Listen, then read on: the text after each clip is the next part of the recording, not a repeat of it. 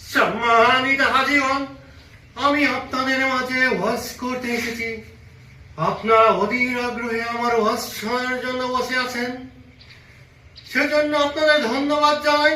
তবে হাজিগণ, ওয়াজ করার আগে আপনাদের একটি কথা আমি বলতে চাই। আপনাদের এখানে কি কেউ নোয়াখালী আছে? যেহেতু নোয়াখালীর এখানে কেউ নেই, তাহলে আমার ওয়াজটি শুরু করা যায়।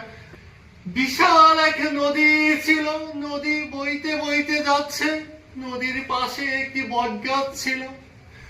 বটগাছের পাতা যদি নদীতে পড়ে তাহলে সে কুমির হয়ে ধরে পারে, আর সেই বটগাছের পাতা যদি টানে পড়ে তাহলে সে সিংহ হয়ে দৌড় পারে।